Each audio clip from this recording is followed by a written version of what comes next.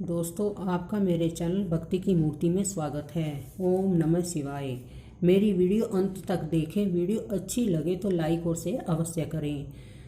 आप यदि मेरे चैनल पर नए हो तो मेरे चैनल को सब्सक्राइब अवश्य करें और बेल आइकन को दबाएं, जिससे मेरी अगली वीडियो आप तक पहुंच सके।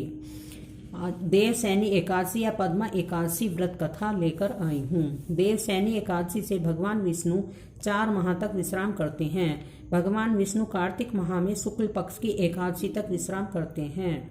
इस समय को चातुर्मास के नाम से भी जाना जाता है। इस अवधि में शुभ कार्य जैसे विवाह आदि नहीं किया जाता। चातुर्मास के दौरान सूर्य व चंद्रमा का तेज पृथ्वी पर कम पहुंचता है।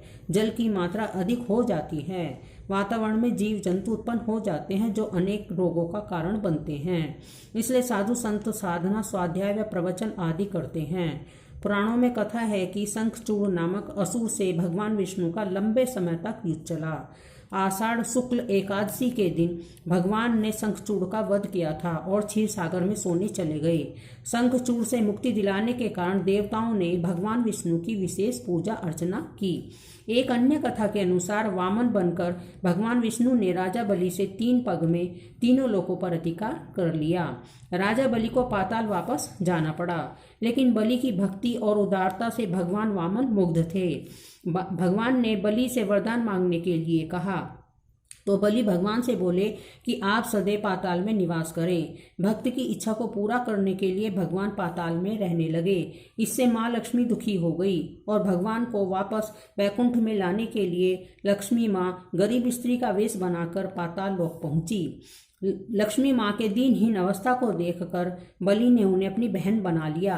लक्ष्मी माँ ने बलि से कहा, यदि तुम अपनी बहन को खुश देखना चाहते हो तो मेरे पति भगवान विष्णु को मेरे साथ वैकुंठ विदा करा दो। बलि ने भगवान को विदा तो करा दिया, लेकिन एक शर्त रखी कि आषाढ़ शुक्ल एकादशी से कार्तिक शुक्ल एकादशी तक हर साल पाताल में निवास करेंगे। इसलिए 4 महीनों में शुभ कार्य नहीं होते। देवसैनी एकादशी के दिन उपवास करके भगवान विष्णु की प्रतिमा को पंचामृत से स्नान करवाएं। इसके बाद पीले वस्त्रों व पीले दुपट्टे से सजाकर श्री हरि की आरती उतारनी चाहिए और 5 सुपारी अर्पित करें। फिर कथा सुने। एक बार देवऋषि नारद ने ब्रह्मा जी से देवसैनी एकादशी का महत्व जानना चाहा। तब ब्रह्मा जी ने उन्हें बताया कि सतयुग में मानधाता नामक एक चक्रवर्ती राजा थे। उनके राज्य में प्रजा बहुत सुखी थी। एक बार उनके राज्य में भयंकर अकाल पड़ा। चारों ओर त्राही त्राही मच गई। प्रजा ने राजा के पास जाकर अपनी व्यथा सुनाई। राजा मानधाता यह देखकर बहुत दुखी हुए। इस समस्या का निदान जानने के लिए राजा सेना को लेकर जंगल की ओर चल दिए। वहां वे दिन ब्रह्मा जी के पुत्र अंगिरा ऋषि के आश्रम में पहुंचे। अंगिरा ऋषि ने उनके जंगल में घूमने का कारण पूछा तो राजा ने अपनी समस्या बताई। तब महर्षि अंगिरा ने कहा कि सब युगों से उत्तम यह सतयुग है। इसमें छोटे से पाप का भी भयंकर दंड मिलता है।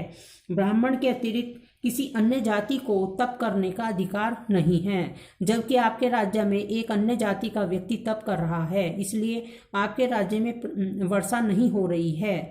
जब तक उसका अंत नहीं होगा तब तक यह अकाल समाप्त नहीं होगा। किंतु राजा का हृदय एक निरपराध तपस्वी को मारने को तैयार नहीं हुआ।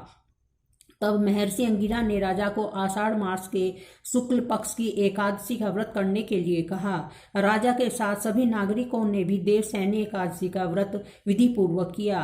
व्रत के प्रभाव से उनके राज्य में मूसलाधार वर्षा हुई और पूरा राज्य धन धान्य से परिपूर्ण हो गया। ब्रह्म वैवर्त पुराण में देवसैनी एकादशी के विशेष महात्म्य का वर्णन किया गया है। इस व्रत से प्राणी की समस्त मनोकामनाएं पूर्ण होती हैं। यह व्रत इस लोक में भोग कर और परलोक में मुक्ति देने वाला है। इस कथा को पढ़ने और सुनने से मनुष्य के समस्त पाप समाप्त हो जाते हैं और उसे पुण्य की प्राप्ति होती है। इसको पद्मा एकादशी के नाम से भी जाना जाता है।